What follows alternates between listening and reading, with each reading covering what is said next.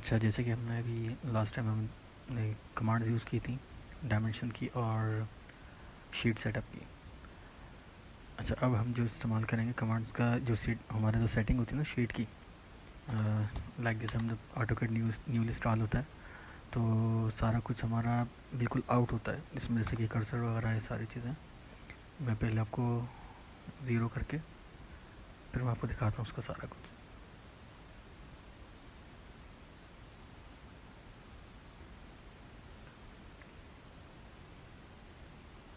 ये कुछ इस तरह से कर्सर होता है पहले। तो उसके लिए हमें क्या करना होता है, पहले ओ पी लिख के ऑप्शन में आते हैं। अब ऑप्शन में आके हमें आना पड़ता है डिस्प्ले में। डिस्प्ले में आप देखेंगे यहाँ पे लिखा हुआ कर्सर साइज़। कर्सर साइज़ को हम कर देंगे 100। या आर्किटेक्चर प्रोफेशनल यूज़ में हम लोग यूज़ करते हैं इस चीज़ को। और दूसरा इसमें आ जाए आगे, इसमें और कोई सेटिंग करने की ज़रूरत नहीं होती। इसके आगे आते हैं ओपन एंड सेव में। ये सेफ है, इसको हम रखते हैं RT ऑटोकेड R14 और LT98 LT97 रैंक WG। अच्छा, इसका मकसद क्या होता है, जैसे कि किसी की फ़ाइल, अब जैसे मिसाल के तौर पर आप कोई न्यूली ऑटोकेड यूज़ कर रहे हैं, भले 2 सात है या 22 23 ऐसा XYZ। अच्छा, अब किसी शख्स ने आपसे कोई फ़ाइल मांगी, उसने कहा कि मुझे अपनी फ़ाइल सेंड कर दो। अगर आपने ये फ़ाइल में ये सेटिंग नहीं की होगी, तो जब आप उसकी फ़ाइल सेंड करेंगे तो उसके पास वो फ़ाइल ओपन नहीं होगी। जब आप ये सेटिंग करेंगे तो आपकी फ़ाइल जो है ना, इतने पुराने वर्जन तक की फ़ाइल आपकी यूज़ होएगी, मतलब ऑन हो जाएगी ऑटोकेड के अंदर। और दूसरा ऑप्शन ये है जो ऑटोकेड, ये ऑटोमेटिक सेव का फ़ाइल सेफ्टी क्या है ना, प्रिकॉशन है इसकी। इसमें ऑटोमेटिकली 10 मिनट्स लिखा हुआ होता है, तो 10 मिनट के बाद ऑटोमेटिकली फ़ाइल सेव हो रही होती है। ये आपकी मर्ज़ी के ऊपर है कि आप सेव कितनी देर में करना चाह रहे हैं।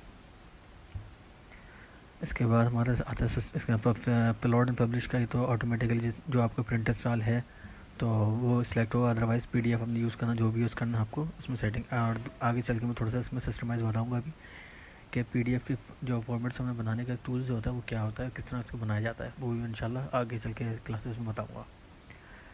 अच्छा, इसके बाद यूज़र प्रेफरेंस में आ जाए। इसमें ये जो क्लिक का ऑप्शन है ना, ये वो है जो हम कमांड लगाते हैं, जब दोबारा हम कमांड लेके यूज़ कर रहे होते हैं तो उसमें बार बार ऑप्शन पूछता है वो। ये मैं दिखाता हूँ आपको। जितनी मैंने सेटिंग करी वो आ गई। फॉर एग्जांपल मैंने लाइन की कमांड ले ली, ये छोड़ दी।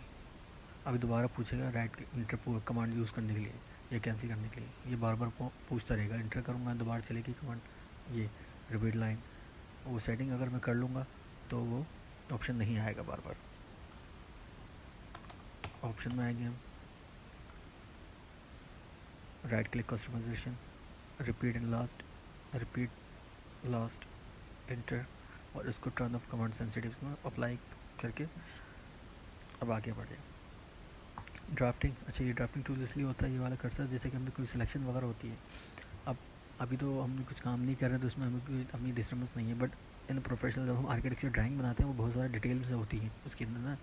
तो हमें कोई भी सिलेक्शन करनी होती है तो ये डिस्टर्ब करता है। फिर आपको कोई ना करीबी जो चीज़ होती है ना, एक दूसरे से बहुत करीब, मिसाल के तौर पर 6 6 इंच का गैप पर है, तो अगर कर्सर आपका बड़ा होगा ना ये चीज़, तो एवर्जेस है तो आपको सिलेक्शन में ना डिस्टर्बेंस करेगा। दूसरा ये ऑटो स्नैप भी जो है ना, ये सिलेक्शन में आपको डिस्टर्बेंस करेगी, क्योंकि जब ज़्यादा हमारी डिटेल वर्किंग होती है तो उसके अंदर क्या होता है कि जब हम इसको सिलेक्ट करते हैं सेंटर पॉइंट या XYZ कॉर्नर वगैरह कुछ भी, तो पॉइंट डिस्टर्ब करते हैं फिर इसको करने में, अगर ये साइज़ बड़ा हो सिलेक्शन करने में।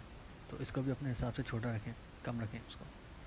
इसके बाद आज सिलेक्शन पे सेक्शन आप देख रहे हैं, ये पिक बॉक्स साइज़ ये भी छोटा रखना लाजिम है, क्योंकि वही अभी जो मैंने आपको समझाया है सिलेक्शन करने का, अभी तो हमें कोई डिस्टर्बेंस नहीं, बट आगे चल के हम जब डिटेल ड्राइंग करेंगे, जब डिटेल्स में बहुत सारी चीज़ें एक साथ मौजूद होंगी ना, तो किसी भी मिसाल के तौर पर एक साथ 10 चीज़ें कहीं कहीं थोड़े थोड़े से गैप पर रखी हुई हैं और हमने कुछ सिलेक्ट करना है, एक पर्टिकुलर कोई आइटम सेलेक्ट करना है, तो उसके लिए हमें जो है ना कर्सर साइज अगर बड़ा होगा ना तो हमारा वो सिलेक्ट नहीं करेगा, डिस्टर्ब करेगा, हमें जाके जूम करना पड़ेगा, फिर जाके सिलेक्ट करना पड़ेगा।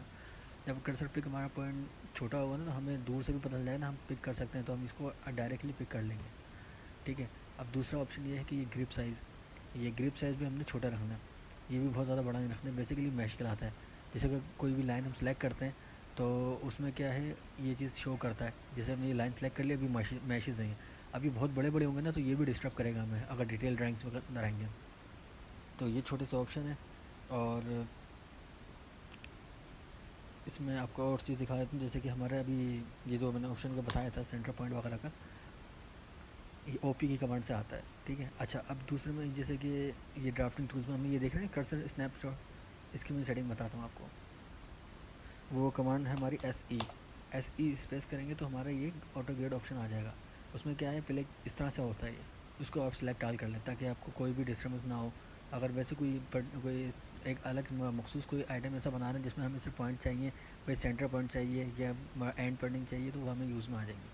और वैसे हम पूरा पूरा उसको यूज़ कर रहे होते हैं।